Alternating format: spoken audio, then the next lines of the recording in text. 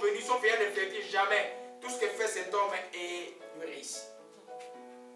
Alléluia.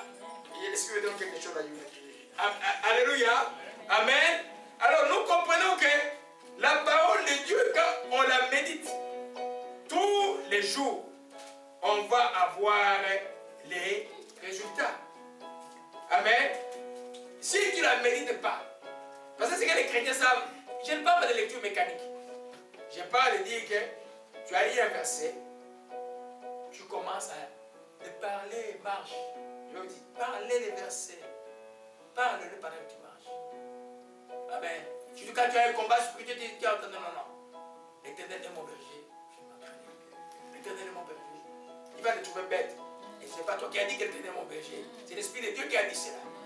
Amen. Et tu réfléchis sur ça. En d'autres termes, ta foi est fortifiée. Tu vas avoir une porte dans son vie quelque part parce que tu lui as fait confiance. Alléluia. C'est pourquoi. Amen. Amen. Alors on peut dans. J'avais pas prévu ça. Dans Luc 8, la parole du semeur. Amen. Je suis juste en train de montrer que la foi étant le moyen central par lequel nous devons recevoir, il est logique que nous soyons productifs. Et la foi vient de ce qu'on entend, la foi vient de la parole de Dieu. Alléluia. Amen. Luc 8, parlant de la parole du semeur. Alléluia. Je prends juste la dernière explication du Seigneur. Amen. Sur ceux qui sont tombés dans la bonne terre. Verset 15. Ce qui est tombé dans la bonne terre, c'est ceux qui, ayant entendu la parole avec un cœur honnête et bon, et là, retiennent et portent des fruits avec quoi? Persévérance. Alléluia. Portent des fruits avec quoi? Persévérance. Amen. Alors, quand tu retiens la parole, elle doit porter des fruits. Quels sont ces fruits-là? C'est par rapport par le biais de la foi. Amen. Par le biais de la foi, tu vas manifester toutes ces choses que nous avons vues. Tu vas manifester le courage, tu finiras par manifester les succès. En d'autres termes, ce que tu demanderas, tu le verras s'accomplir. Alléluia. Amen. Voyons un peu, retournons un peu dans la vie du père de la foi, Abraham. Alléluia.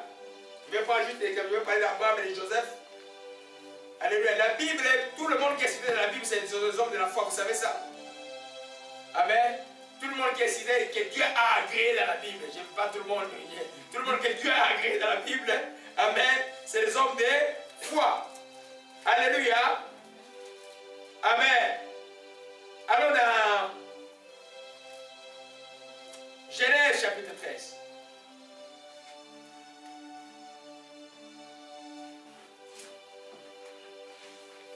Alléluia.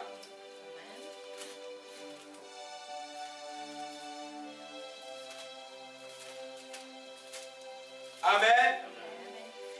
Voyons un peu. Abraham remonta d'Égypte vers le midi, lui et sa femme et tout ce qui lui appartenait, l'autre avec lui. Abraham était très riche en troupeaux, en argent et en or. Amen. Il était quoi? Très riche en troupeaux, en argent et en or. Il dirigea ses marches du midi jusqu'à Bethel, jusqu'au lieu où était sa tente au commencement entre Bethel et Aïe. Au lieu où était l'autel qu'il avait fait précédemment. Et là, Abraham fait quoi? Il invoqua l'Éternel. Alléluia. Il est venu, il s'est enrichi, mais invoquer l'Éternel, il ne pouvait pas l'oublier. Amen. Il est retourné dans le lieu où il a rencontré son Dieu. Là, il élevé l'autel pour invoquer son Dieu. Donc, Dieu est resté la part entière d'Abraham et toute sa vie. Les richesses le suivaient. Les richesses n'étaient pas sa préoccupation, mais ça les suivait. Alléluia. Mais quand Dieu a dit, je te bénirai, je bénirai ce qui te bénirait, je bénirai ce qui te bénirait, Dieu a parlé ça dans les chapitres précédents. Amen. Il avait simplement fait quoi? Il a cru en Dieu. Alléluia. Donc comme notre père Abraham, si tu fais de la foi comme un élément central de ta vie, la confiance en Dieu, qui sera pour prospère. Amen. Regarde, il a dit qu'il était très riche. Les gens s'arrêtent là, mais il ne voit pas les versets qui suivent. Il retourna là où elle était et il invoqua l'Éternel. Il n'a pas oublié son Dieu, pas un seul jour jusqu'à la fin de sa vie. C'est pourquoi tes yeux doivent regarder toujours vers Dieu. Dieu est riche, superment riche. L'or et l'argent lui appartiennent. Mais si tu regardes vers Dieu toujours avec comme je te regarde parce que je vois l'or qui est l'argent à toi, ça ne marche pas. Dieu veut que tu le regardes pour que ton cœur à lui soit son siège. Il vient résider en toi.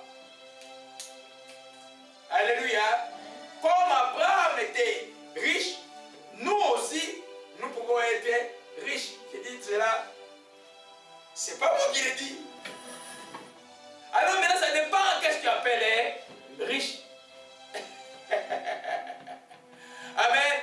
La richesse, selon Dieu, c'est être dans la direction que Dieu t'a donnée, avec l'onction que Dieu t'a donnée, pour accomplir ce que Dieu t'a appelé à faire. Alléluia. Alors si tu dois changer de direction, tu as des problèmes. Alléluia. Amen. Alléluia.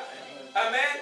C'est pourquoi les mots qu'on appelle l'onction, tu peux le parler comme le Saint-Esprit, comme aussi la faveur de Dieu, la capacité que Dieu te donne d'accomplir ce qu'il t'a appelé à faire.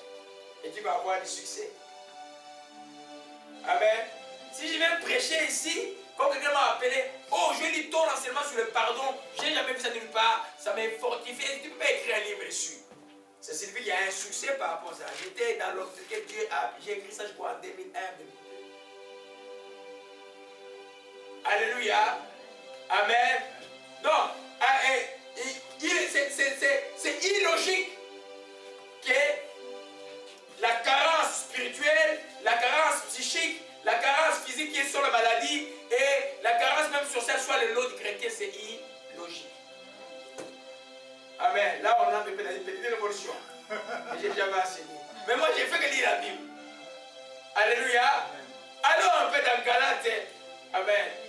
On est en train de se secouer là. Je vous ai dit que les uns, Dieu est comme un roulage, et puis la chanson des jeunes messieurs comme on l'a chanté, Dieu est comme un roulage, non? Il y en a qui passent, il y en a d'autres qui disent, attends, hein, un peu, qui connaissent un peu de roulage, ici il n'y en a pas beaucoup, hein. C'est des policiers qui sont, je ne sais pas, au Congo il y a des policiers qui sont simplement pour la circulation. Ah. Alors ces policiers-là, deux fois, il te dit arrête, et puis il te dit passe. Ah, mais ici c'est les policiers, tous les policiers qui font ça. Mais dans d'autres cieux, ils sont seulement pour celle-là. Ah, mais dans le système belge. Ils portent des gants blancs. Oui, ils portent des gants blancs là. Alléluia. Amen. Amen. Amen. Galates chapitre 3. Alléluia.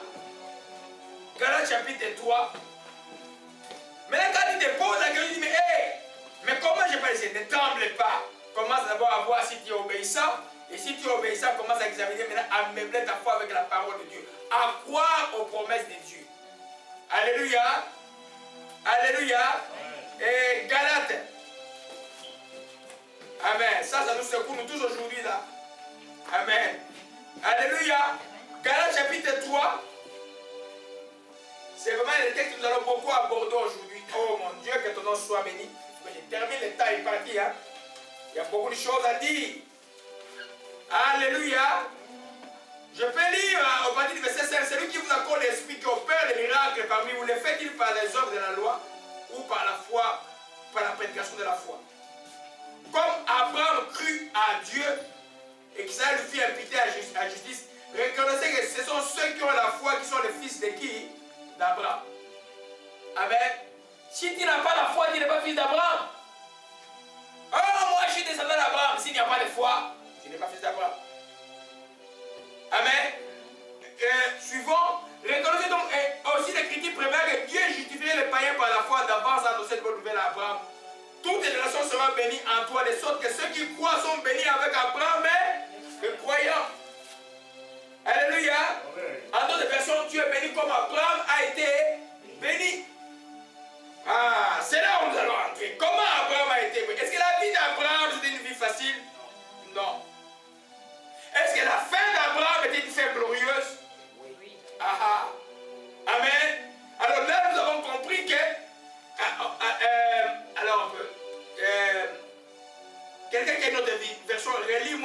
verset 9, c'est Annie. Juste les Galates 3, verset 9. Amen. Galates 3, verset 9, j'ai lu dans le nom du Seigneur.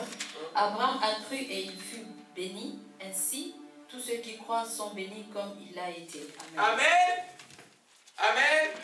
Ok, comme il a été. Amen. Donc, ce n'est pas des baguettes magiques là. Dieu a donné une promesse à Abraham que tu vas avoir un fils. Il a fallu 17 ans pour que la promesse s'accomplisse. Et pendant ce temps, c'est là où on a pris la merveilleuse promesse des Romains 4 qui dit il fut fortifié, il ne doit pas par incrédulité, mais il fait fortifier par la foi en donnant gloire à Dieu. Aujourd'hui, nous savons que parce que je crois, je peux glorifier Dieu sans avoir vu. Il garde bénédiction pour nous. Alléluia. Donc, vous voyez la sphère d'Abraham, la sphère sociale pour lui, la sphère spirituelle était ok. Il était content avec ton Dieu, c'était bien. Psychique, c'était ok. Social, c'était ok. On a dit qu'il était très riche en or et à tout ce que les gens veulent avoir. Mais la projet posait un problème. L'axe central de sa bénédiction, parce qu'il dit ta postérité sera bénie, mais il n'y avait pas de postérité.